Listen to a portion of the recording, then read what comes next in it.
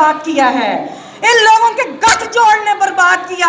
बाहर जजीरे बने, सरमायादार यहाँ से दौलत लूट के ले गया, उधर से आप कर्जे लेते हैं जो हमारा बच्चा बच्चा उसको पे करता है, और आप लोग अपनी जायदादें बनाकर आप विजिट के ऊपर पाकिस्तान में घूमते करने आते हैं कि आप भी पाकिस्तान के आइन शिकनों की कब्रों के ट्रायल करें।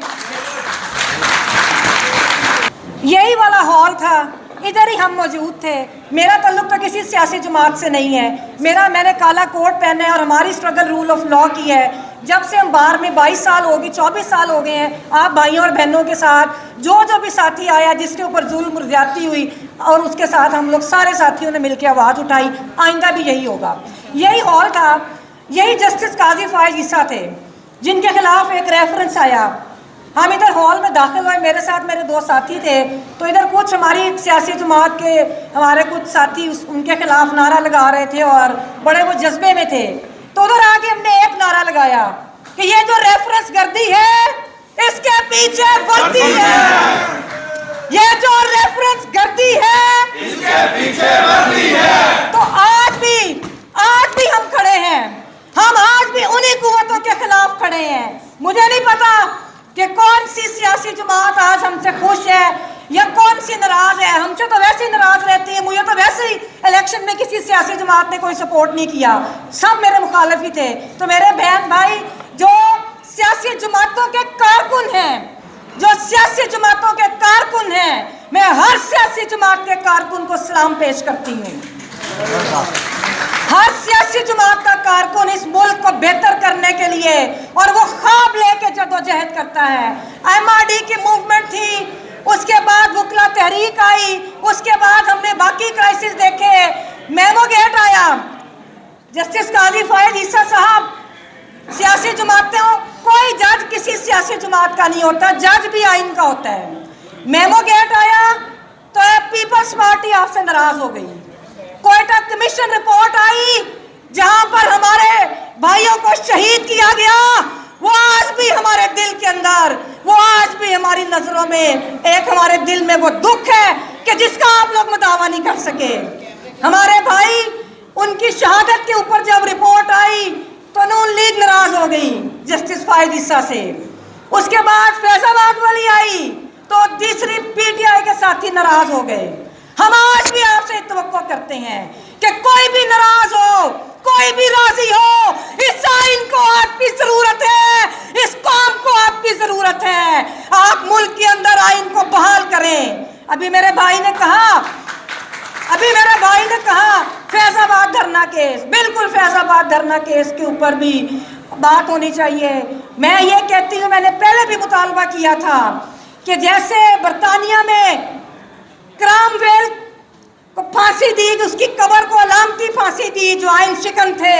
मैंने पहले भी मुतालबा किया, मैं आज फिर करती हूँ कि आप भी पाकिस्तान के आइन शिकनों की कब्रों के ट्रायल करें। लेकिन इस सबसे ज्यादा जरूरी एक बात है कि इस वक्त जो नकाब पोश आइन पे हमलावर हैं, उनके नकाब उठाना भी जुडिशरी की जिम्मेदारी है। उठाएं इनके नकाब और मुल्क के अंदर सियासी अमल को बहाल करें। कल एशियन डेवलपमेंट बैंक की रिपोर्ट है, वो कहते हैं कि पाकिस्तान में स्टेबिलिटी नहीं आ सकती जब तक इलेक्शन नहीं होगा। 90 डेज के अंदर इलेक्शंस करवाएं, 90 दिन में इलेक्शंस करवाएं और मुल्क के आईनी, जो मुल्क के शहरी हैं, उनके बुनियादी हकूक का तहफ़्फ़ुज़ करें। कल हमारे साथी सीनियर एडवोकेट सुप्रीम कोर्ट जो जुडिशल काउंसिल के मेंबर अख्तर हुसैन साहब, अवामी वर्कर पार्टी के कॉमरेड हैं, उनके ऊपर पर्चा किया। मैं उसकी शदीद मजम्मत करती हूँ। मैं ये भी मुतालबा करती हूँ ऑनरेबल चीफ जस्टिस से कि मंटो साहब की पिटीशन जो जागीरदारी के खिलाफ है, उस जागीरदारी के खिलाफ पिटीशन सुप्रीम कोर्ट में 40 साल से तकरीबन पेंडिंग है। क्यों नहीं लगाते वो पिटीशन? लगाए मंटो साहब की पिटीशन।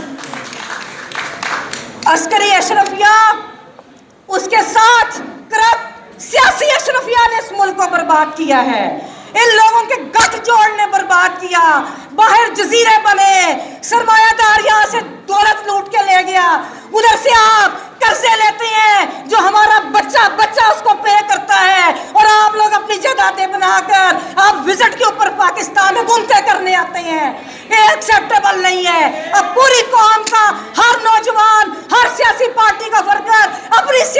पार्टी का भी एहतसाब करे, ताकि मुल्क के अंदर जो आम शहरी हैं उनको जीने का हक मिले। ऑनरेबल चीफ जस्टिस, बड़ा अच्छा लगा आपकी अहलिया आपके साथ खड़ी थी, बहुत ताकतवर पैगाम उन कुव्वतों को आपने दिया, लेकिन वही पैगाम मेरी बहनें जो मशकूक वाक़िए में, जो 9 मई के वाक़िए में 150 दिन से अंदर है, करें उनके लिए इंसाफ, ताकि वो भी एक ताकतवर पैगाम दें उन कुव्वतों को।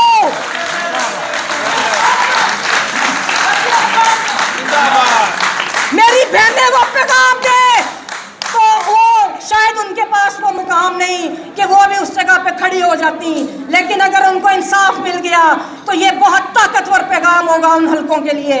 अब चूंकि वक्त कम है, हमने बाहर भी निकलना है, मैं आखिर में एक बात कहूँगी, पूरी पाकिस्तानी कौम को हम राब्ते भी कर रहे हैं, मुख्तलिफ ऑर्गेनाइजेशन हमारे साथ निकलना चाह रही हैं, कोई सरेंडर नहीं करना अपने अपने हकूक के लिए।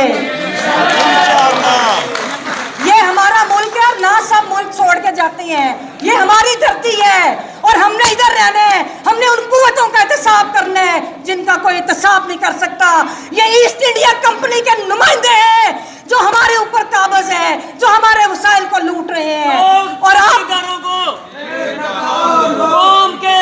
और ये जो आज रेजोल्यूशन मेरे भाई ने उस बच्चे के बारे में दी, मुझे बहुत अफसोस और बहुत तकलीफ है।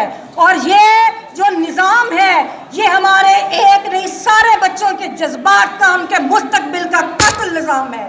इस निज़ाम को तब्दील करना है आपने। और एक आखिर में मैं ज़रूर, अभी मेरे यंग भाई ने गिला किया, बिल्कुल मैं एक बात क्लियर कर दूं, बाहर एहतसाब करे, सारे ग्रुप्स आपके सामने हैं, मैं अपने आप को और अपने ग्रुप को पेश करती हूँ एहतसाब के लिए। सबको कोई बराबर नहीं है, अभी उसने कहा सब बराबर है, कोई बराबर नहीं। हमने नजरियाती सियासत की है और सबको पता होना चाहिए कि कौन 10 महीने इस्टेब्लिशमेंट के लिए काम करता है और इलेक्शन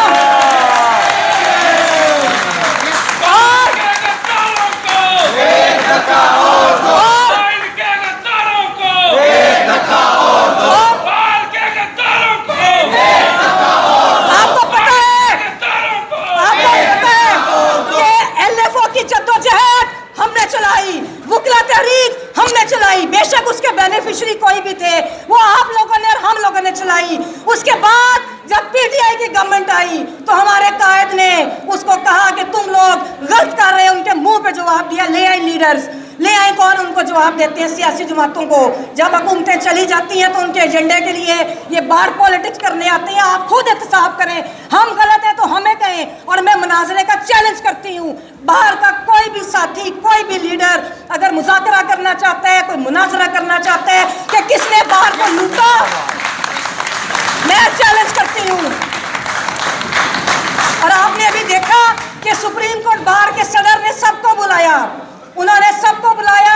हमारे लिए सब ऑनरेबल है, जिनको बार इलेक्ट करती है, हमने हमेशा उनका साथ दिया और आगे भी देंगे, लेकिन फैसला बार ने करना है। और आखिर में पूरी कौम जो है अपने हुकूक के लिए निकले, क्योंकि आपको पता है कि हम भी देखेंगे, लाजिम है कि हम भी देखेंगे वो दिन के जिसका वादा है, जो लौहे अज़ल पे लिखा है, जब जुल्म सितम के कोहे दरा रोई की तरह उड़ जाएंगे और हम पहले सफा मरकूदे हरम तख्त पे बैठाए जाएंगे, सब ताज उछाले जाएंगे, सब तख्त गिराए जाएंगे, हम भी देखेंगे, लाजिम है कि हम भी देखेंगे।